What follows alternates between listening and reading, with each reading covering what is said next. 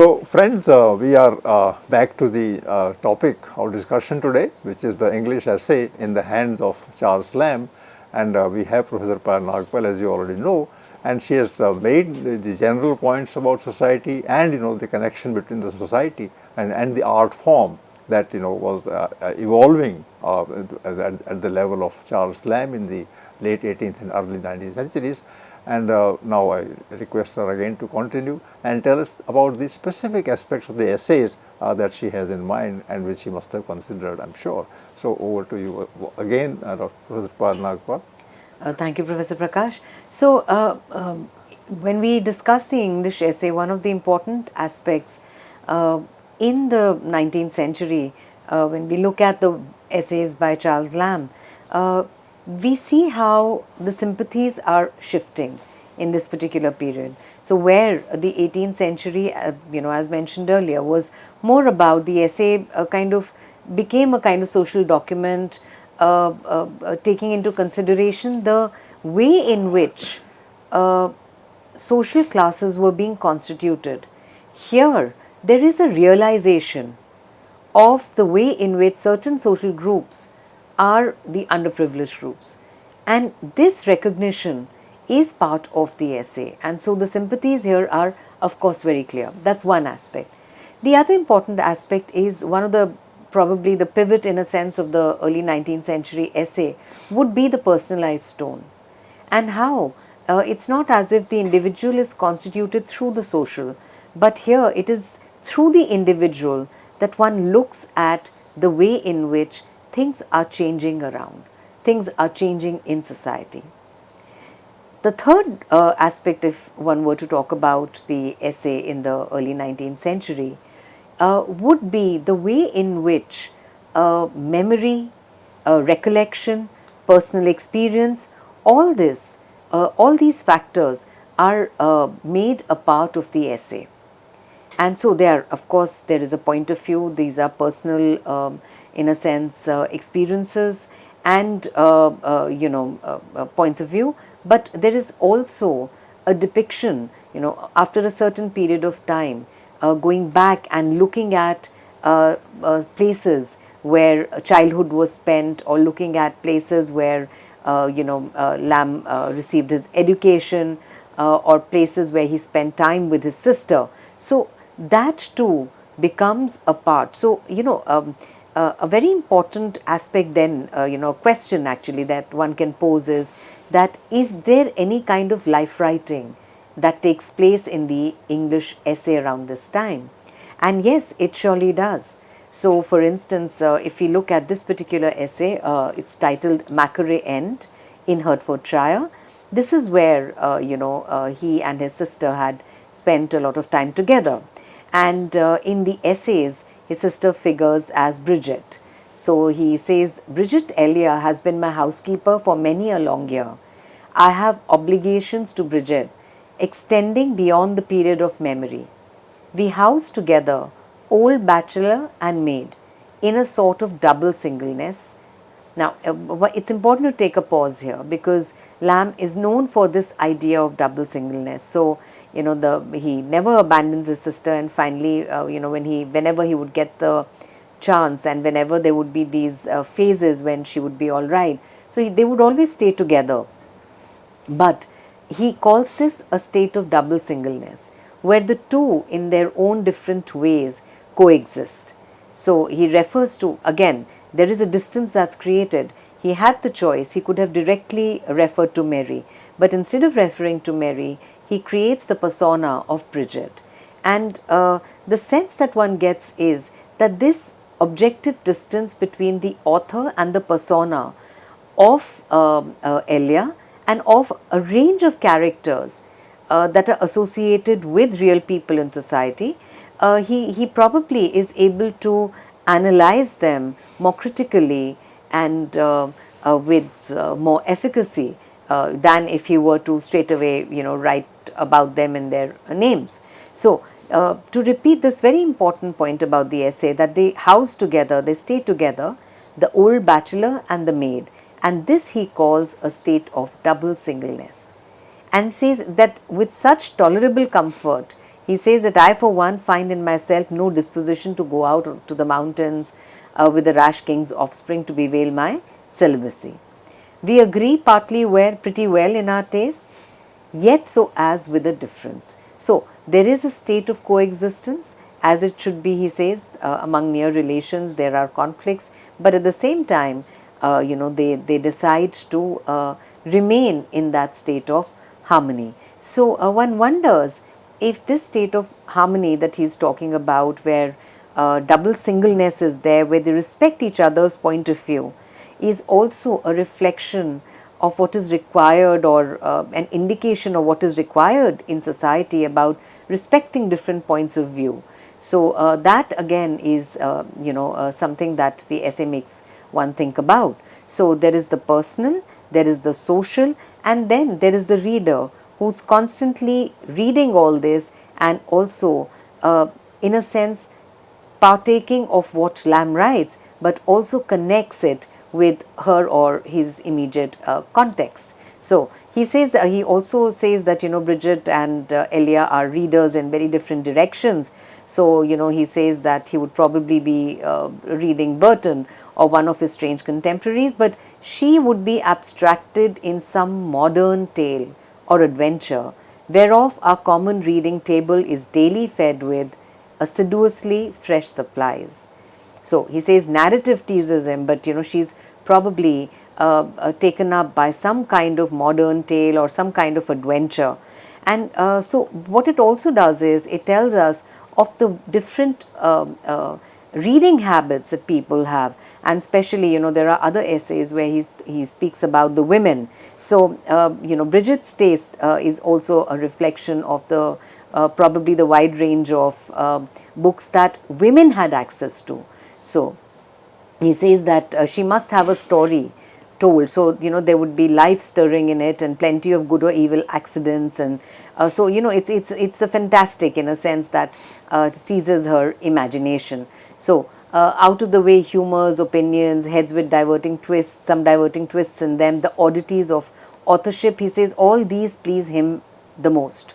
So and in talking about her education, he says that her education in youth was not much attended to. So she missed, and this is very interesting again, the typical tone that Lamb has. He says, and she happily missed all that train of female garniture which passeth by the name of accomplishments. So it's interesting that here he is looking at Bridget as somebody, that is Mary, as somebody who's involved in reading, her kind of reading, but she's certainly not somebody who is accomplished in that sense, because whatever it takes for the 19th century woman to be accomplished, all that is rejected through the persona of Bridget. Yes, Professor Prakash, I'm struck by 2 points that you have made. One is regarding double singleness, and the other is about women characters at the forefront of his imagination. You have not directly said this, but this is what you mean. I understand your argument. Now, first thing is double singleness. Now, this is a kind of drama that one doesn't generally associate with what is called a romantic mind, and a person who enjoys the company of all the authors that you referred to. But yes, if there is double singleness, then there are two voices, and those voices should not be merged, and there is a third voice of the presenter. So there are three people already on the scene at the table, and they hold on to their own positions, and yet they coexist. The other word you used very well is of coexistence. So people have their own qualities, and those qualities can be pulled together at the table in the essay, but then their personalities, their points of view are intact. So this is the point you are making, and this is, I don't think Delhi University had ever thought about these issues in the initial part when I entered it, and I still remember one particular sentence about Charles Lamb by an old senior academic, and he generally emphasized the point of, he used it very well, and we started laughing at him also because he would not budge from this. And what he said was that Lamb laughs in order not to weep, and he would say it again and again, in his. So the attention in the Delhi University was confined to this alone. And now we have Professor Payal Nagpal, who is telling us about the implications and subtleties of the different tones that coexist in this person. So this is the first point I am making. The second point is that I could not think of this, that a romantic poet would be focusing upon the women voices in the late 18th century and later. And generally it would be the author oneself, and there can be Mary Shelley is there as a woman, but then generally it's a world that is dominated by men. Even in concerns of the male characters, concerns are always confined to the male voice, like Coleridge, like Wordsworth, like Byron.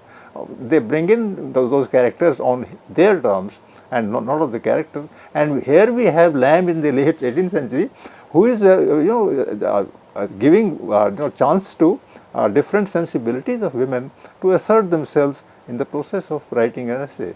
So I would like you to react. Yes, in fact, in the next couple of minutes, I'm probably going to talk only about Lamb and what he had to say about the women. Yes. So, in fact, to complete this particular point about Bridget and her upbringing, that she's not accomplished. So, he says something very interesting in this essay. He says she was tumbled early. So, it's like the word tumbled is very, it's like it just so happened. By accident or design, I repeat, she was tumbled early by accident or design into a spacious closet of good old English reading, without much selection or prohibition, and browsed at will upon that fair and wholesome pasturage. Had I 20 girls, he says, they should be brought up exactly in this fashion. In fact, he goes on to say that, he says he doesn't know whether their chance in wedlock might be diminished or not, but he says this is how the girls should be brought up. So he says that it makes most incomparable old maids.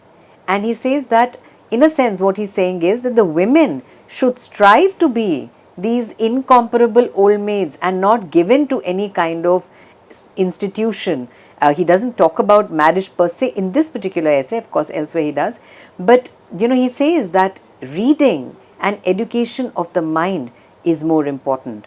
So and of course he then goes on to praise Bridget, which is also, one can see the personal tone there, and so he talks very emotionally about Bridget and about Macquarie End, and he says it's Mackerel End, that's how it's spelled, but it's pronounced Macquarie End. And he talks about the way in which the farmhouse had appeared to him, the way it affected him. And here we see that very typical romantic tone in talking about the farmhouse, recollection. He says a pleasure that he had not experienced otherwise. And so he also talks about the way in which Elia and Bridget, they had taken many walks together, and so he recollects all this, and this is very, very, Wordsworthian almost. So there is, to continue the point about the women, so there is another, essay which is titled Modern Gallantry, and he talks about, a character called Joseph Pace, who's a merchant, and here again we see, was mentioned earlier, that it is through the individual now that we are seeing the society, but it's not as if the romantics have given up on the society. They are constantly engaged with it. So the same to whom he talks about the writing of the sonnet and so on, and he talks about how he's very impressed with this person, and then he finds out that this man was deeply in love with a woman called Susan Winstanley, who did not reciprocate his feelings. And then she says, as I am, and the reason is given by Miss Susan, she says, as I am Miss Susan Winstanley, a young lady, reputed beauty, known to be a fortune, I can have my choice of the finest speeches from the mouth of this very fine gentleman who's courting me. But if I had been poor Mary such a one, naming the milliner, and had failed of bringing home the caravats to the appointed hour, I had sat up half the night to forward them, what sort of compliments should I have received them? So this lady Susan, she sees Joseph Pace speaking very nicely to her, but not speaking in the same tone to a woman from the lower classes. So she says that a man who does not have respect for women is a man who should be avoided at all costs.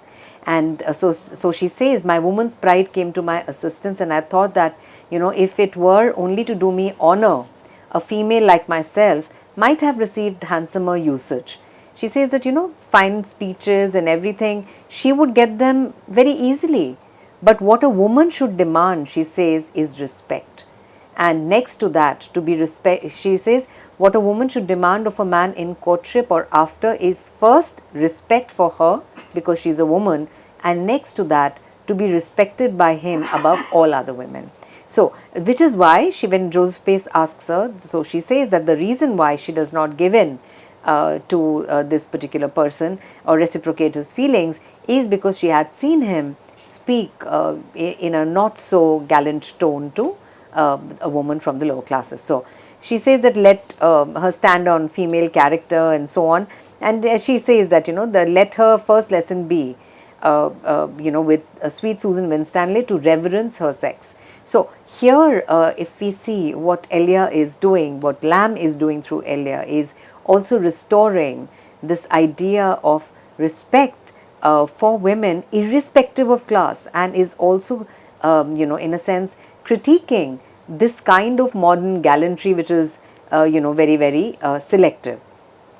So we see that Lamb is very conscious of the education of women, the fact that they should not be accomplished in the conventional sense but should strive to be the incomparable old maid, and at the same time, which is where double singleness becomes very, very important, and at the same time to understand that this kind of the praises that are showered by the gallants, by the modern gallants, are really hollow. So this in a sense is the kind of range that Lamb has with respect to women. No, actually the word gallant is quite important. This person appears to be hollow, as you say, superficial and condescending, and he is only thinking of the rich woman. He is not thinking of the poor woman who has her own charm, who has her own qualities, who has her own modesty. So who knows that if he is courting a person who is rich, then that rich person will also be able to give him the kind of affection that a poor woman does. So he is in the 18th century saying this, and I believe that generally, of course, we have different authors, satirists, and fiction writers in the 18th century, and two are outstanding, Richardson and Fielding. But then outside the scope of the novel, we have a poet at heart. We have a prose writer in the form of the essay, and he is able to divide and distribute his considerations and his viewpoints into all these various characters, and most of them are women. So this is remarkable in that sense, and it doesn't gel easily with what we call the romantic imagination, but he holds on to his own position, and I keep coming back to that again and again. He is a romantic, but he is a romantic who is given to the idea of the poor people being at the forefront. Yes. So would you agree with that? Yes, certainly, certainly. So as mentioned, so the contention here is not to say that he is not a romantic. He certainly is a romantic, because post the French Revolution, there is no way the writers can write the way they were writing in the 18th century. But what's interesting is that the way in which nature is depicted and is written about by the Lake poets, for instance, and of course there is great diversity there too. In the essays by Lamb, I think there is a very objective engagement, objective, emotional, passionate. It's a mix there, and well, to talk about his strategy of writing. So he does something very interesting. So there are the essays of Elia, and then there are the last essays of Elia. And so he writes a preface to the last essays of Elia, which is written by supposedly a friend of the late Elia. So he says, to say truth, it is time he were gone. So Elia is no more, and so he writes a preface that it's high time that he were gone. The humor of the thing, if there was ever much in it, was pretty well exhausted. 2 years and a half existence, so broadly from 1823 to 25, these essays were written, and a half existence has been a tolerable duration for a phantom. So he says that now he's at the liberty to confess all his objections, and how he found these essays to be crude and villainously pranked in an affected array of antique modes and phrases, and so on and so forth. So this is again, I think the use of the essay to constantly create these different layers of distancing. I mean, I don't want to use objectivity for it to appear as if this is the 18th century objectivity, but to create that distance is very, very interesting. So the last couple of essays are they carry this preface. So he says, my late friend was in many respects a singular character. Those who did not like him hated him, and some who once liked him afterwards became his bitterest haters. So it's interesting how the writer is writing about himself mediated through another character. So, and he's also not writing about himself, he's writing about Elia. So he observed neither time nor place, and would even out with what came uppermost. With the severe religionist he would pass for a free thinker, and otherwise some people would call him a bigot. So he says, I'm not certain that he quite understood himself. He too much affected that dangerous figure, irony. So the preface talks about irony, and this is Lamb writing about it himself. So and of course it how he does not conform to a lot of the things that are there. So from this particular section, a very famous essay is titled Old China, and this is again from the point of view of Bridget, to sum it up, how Bridget feels that now that they have acquired money, they take a lot of things for granted, and this is where the romantic sensibility can be seen at its best in this particular essay. The idea where she says that I wish the good old times would come again when we were not quite so rich. So it goes on like this, and she talks about how how they would watch a play, how they would eat strawberries the moment they would come, and those small pleasures in life that they had to that they would yearn for and would get with great difficulty. So they appreciated them. However, now they can simply walk in, buy a ticket, watch a play. So it's not the same thing. And she says what used to be a triumph earlier is something that they just take for granted now. And of course,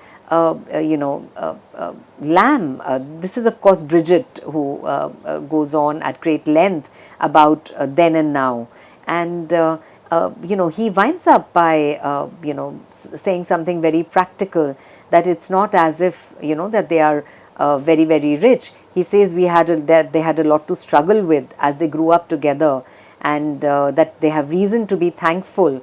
It strengthened and knit our compact closer. We could never have been what we have been to each other. And he says that if we had always had the sufficiency which you now complain of. So more practical, he says that could the good old 1 shilling gallery days return, they are dreams. So the fact that, because the romantic sensibility was also in that sense, part of it was forward looking, that you can't go back to that nostalgic time. But he says, you and I, at this moment, instead of this quiet argument, by a well-carpeted fireside, be once more struggling up those inconvenient staircases, pushed out, squeezed, and so on. So, and he says he could once more hear those anxious shrieks of yours. So, this, in a sense, there's the romantic sensibility is at work. There is that sense of history is very strong in a lot of the essays, especially where he's using memory to go back into time, whether through Elia or through Bridget, to capture what they have really experienced. They are fine conclusions, but in 2 or 3 sentences, please sum it up as your opinion of this person. So I think that Charles Lamb, in his essays, I'll speak only about Lamb as the essayist, is able to combine the late 18th century sensibility very well with the emerging romantic sensibility of the 19th century. And he never loses sight of the practical, real aspect of life. And as you mentioned, his sympathies are very clearly with people who are poor, with people who are underprivileged. And he always creates that distance between himself as author and the range of personas he creates so that he can assess the situation better. I think that's a fairly a good conclusion, and it is very thought provoking also. It will excite us to think about the nature of the essay that he writes and the sympathies that are distributed over different characters. And friends, I'm sure that this representation of the sensibility of Charles Lamb will help you further in understanding the basic nature and character of the 18th and 19th centuries literary forms and writers. Thank you.